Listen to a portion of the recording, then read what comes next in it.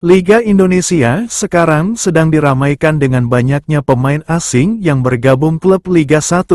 Tak heran jika para klub ini bersaing demi sebuah kebanggaan dan kejayaan, yang dimana dengan adanya pemain asing dapat membantu memberikan efek untuk menjuarai Liga Super League di Indonesia. Persib Bandung, klub raksasa Indonesia ini sedang ramai diperbincangkan pasalnya klub ini menjuari kasta tertinggi di Indonesia selama 2 musim berturut-turut dan sekarang sedang mengikuti kompetisi ACL 2. Klub ini juga memiliki banyak pemain asing dan juga pemain naturalisasi. Tak heran jika klub ini mampu menjuarai Liga Indonesia selama 2 musim. Bahkan di pertandingan sebelumnya Persib Bandung hanya bermain dengan 10 orang namun bisa memenangkan pertandingan dengan skor 2-0. Laga itu ketika Persib Bandung menjamu Persis Solo dalam laga pekan ke-10 Super League 2025/2026. Sebuah pertandingan yang di atas kertas seharusnya bisa dimenangkan. Namun siapa sangka, malam itu berubah menjadi ujian mental dan kesetiaan bagi seluruh pemain Maung Bandung. Begitu peluit dibunyikan, Maung Bandung langsung menekan. Seperti macan lapar, mereka menyerang tanpa memberi kesempatan Persis untuk bernapas. Dari sisi kanan, William Barros langsung mengancam dengan sundulan di menit-menit awal. Lini belakang Persis tampak gugup. Dan suara bobotoh dari tribun membuat suasana makin menekan. Luciano Goicoechea, gelandang Argentina yang menjadi otak serangan Persib, terlihat begitu percaya diri. Ia mengatur tempo, mengalirkan bola ke segala arah, dan menekan dari lini tengah. Lalu pada menit ke-12, datanglah momen yang membuat stadion bergemuruh. Bermula dari umpan pendek Beckham Putra kepada Goicoechea. Tanpa pikir panjang, sang gelandang melepaskan tembakan keras mendatar dari luar kotak penalti. Bola meluncur cepat, melewati kaki bek Persis dan menghujam jaring kanan bawah gawang. Riyandi hanya bisa terpaku. Seluruh stadion pecah. Lagu-lagu kebanggaan bobotoh mengalun makin keras. Di pinggir lapangan, pelatih Bojan Hodak bertepuk tangan pelan, wajahnya datar, tapi matanya bersinar. Ia tahu timnya baru saja memulai malam panjang yang tak akan mudah. Namun, kebahagiaan itu tak berlangsung lama. Pada menit ke-28, petaka datang. Dalam perebutan bola di lini tengah, Luciano Goicoechea terlibat duel keras dengan pemain Persis.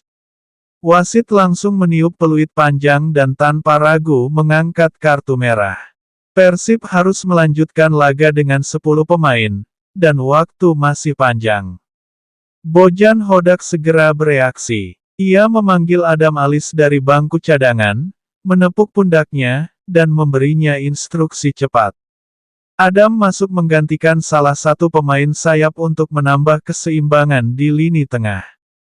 Sadil Ramdhani yang ditarik keluar tampak kecewa, gestur frustrasinya terlihat jelas, tapi Bojan tak punya pilihan.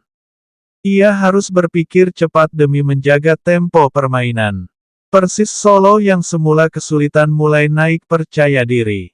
Mereka menekan lebih berani, menggiring bola di sisi kanan, mencoba memanfaatkan keunggulan jumlah pemain. Tapi pertahanan Persib tampil luar biasa malam itu.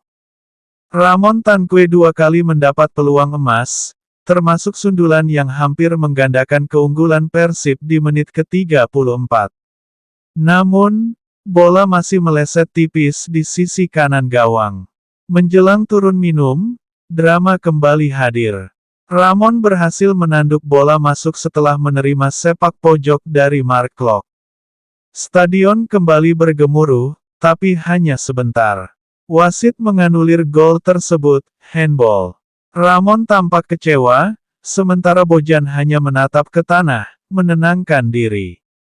Peluit paru pertama berbunyi. Persib menutup babak pertama dengan keunggulan tipis 1-0, tapi mereka tahu, jalan menuju kemenangan masih sangat panjang. Babak kedua dimulai dengan tekanan besar dari Persis Solo. Mereka mencoba memanfaatkan keunggulan jumlah pemain, menekan dari segala arah, tapi Persib justru tampil lebih disiplin.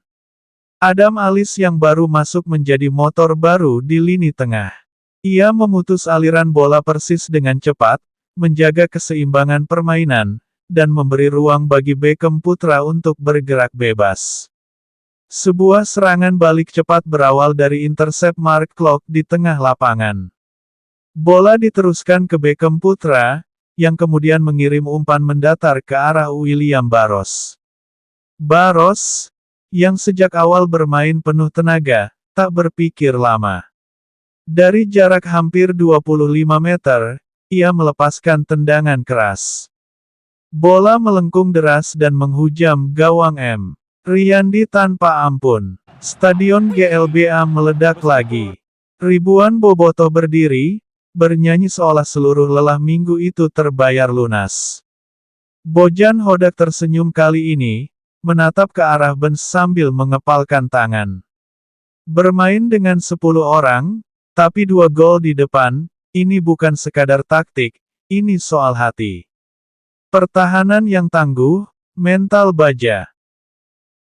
Setelah gol kedua itu, pertandingan berubah menjadi duel pertahanan.